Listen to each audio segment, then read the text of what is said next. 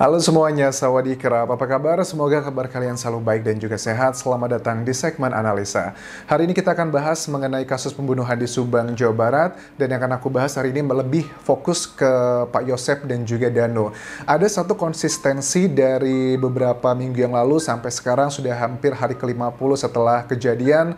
Pak Yosep sepertinya cukup konsisten ya, di beberapa wawancaranya sering menyebut nama Dano begitu. Intinya sih terutama dalam hal pertanyaan yang menanyakan tentang siapa sih yang memiliki akses ke rumah TKP gitu, karena memang berdasarkan penemuan dari tim penyidik kepolisian tidak ditemukan kerusakan rumah, tidak ditemukan hal-hal yang seperti pendobrakan dan sebagainya, yang itu mengindikasikan bahwa pelaku diduga adalah orang dekat dan memiliki akses ke dalam rumah. Nah, makanya langkah awal yang dilakukan adalah menelusuri orang-orang dekatnya dulu. Dan dari keterangannya Pak Yosep sendiri dikatakan bahwa tidak hanya dia dan juga Yoris yang punya akses, tapi juga Danu di sini.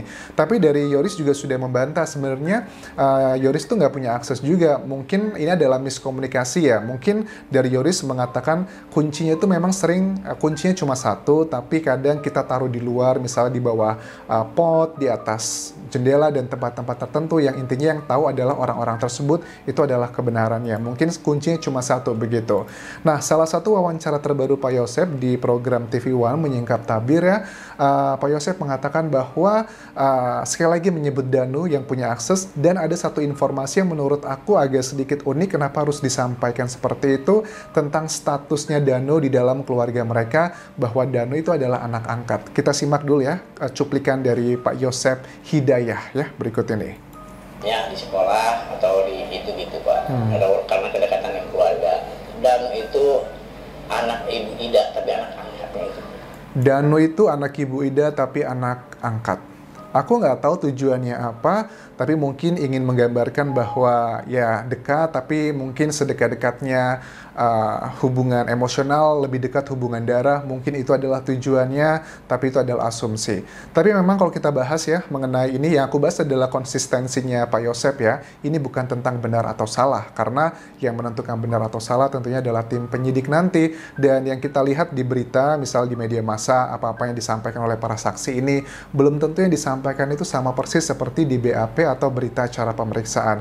Dan kalian juga tahu bahwa berita acara pemeriksaan adalah hal yang dijadikan relay oleh para tim penyidik, bukan berita-berita yang ada di berbagai media massa. Dan kita juga sudah tahu beberapa saksi sudah diberi sumpah dan tanda tangan yang menyatakan bahwa BAP mereka sudah benar. Di situ nanti akan menjadi pertimbangan, analisa, dan akan dipakai untuk hakim memutuskan kasus ini siapakah yang bersalah begitu. Nah, salah satu hal yang menurut aku cukup buat berat ya kalau kita melihatnya dari berita di media massa, ini hanya dari media massa ya, bukan dari bukti-bukti dari BAP yang ada di official seperti di kepolisian, bukan. Tapi kalau dari media massa kan kita tahu ada ditemukan DNA puntung rokok yang miliknya Danu itu di lokasi kejadian begitu. Dan aku sudah bahas ini, tapi teman-teman juga bilang begini, Anjas, Danu itu di tanggal 17 Agustus, sehari sebelum kejadian, karena kejadian pembunuhan itu adalah 18 dini hari ya, dia itu diminta oleh Yoris ya, diperintah Yosep atau Yoris yang menyuruhnya. Kalau aku baca berita di sini dikutip dari tribunjabar.id, Danu mengaku sempat diperiksa intensif. Kemudian pria itu sebelum kejadian diperintahkan Yosep membeli double tip. Saat itu diperintahkan Yosep, terakhir ketemu tanggal 17 karena disuruh Yoris membeli double tip. Mungkin beritanya agak sedikit keliru ini. Mungkin Yoris kali maksudnya yang menyuruh dia untuk membeli double tip kali ya. Jadi terlepas Yoris atau Yosep yang menyuruh Danu untuk ke rumah TKP membeli double tip dengan minta uang Rp100.000, fokus beritanya adalah bahwa Danu mengatakan dia nggak sempat ngerokok atau makan di sana karena cuma terus ngambil uang ke Amel 100.000 langsung pergi beli double tip. Setelah pergi beli double tip, kemudian mereka itu pulang ke rumahnya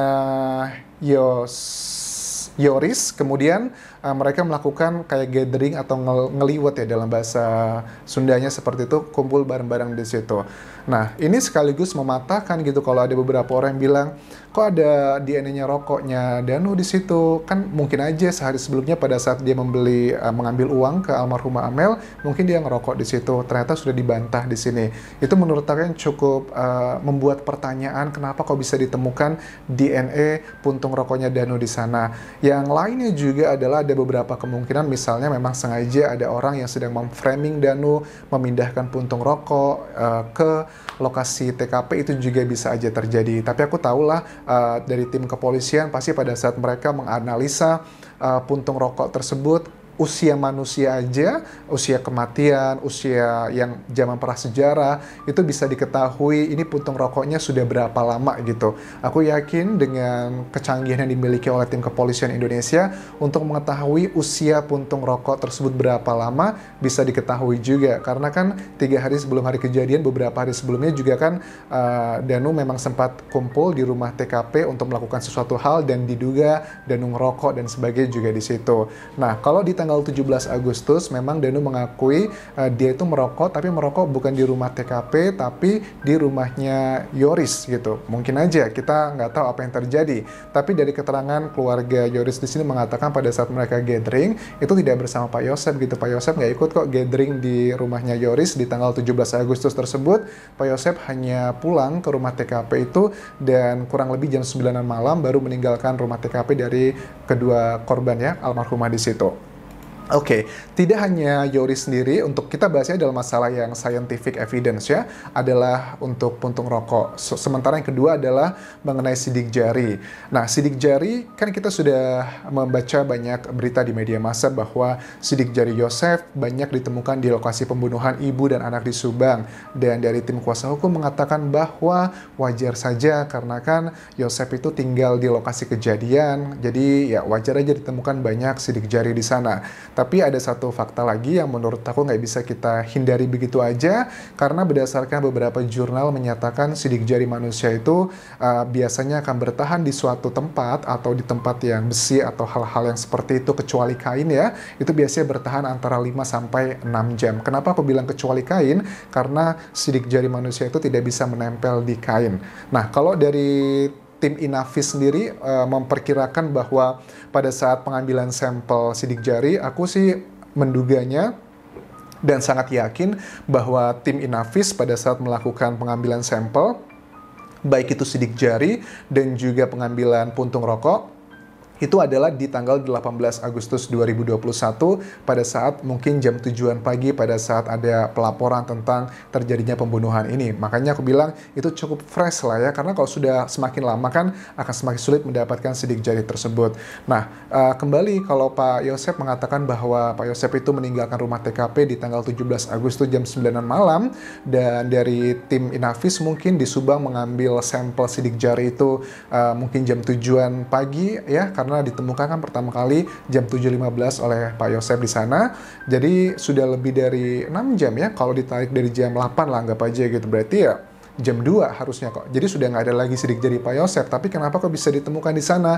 Mungkin juga itu adalah kemungkinan yang berikutnya adalah mungkin aja pada saat Pak Yosep menemukan pertama kali, Pak Yosep juga pegang-pegang lokasi. Itu kan masih pagi juga, jam 7, belum sampai 5 atau 6 jam.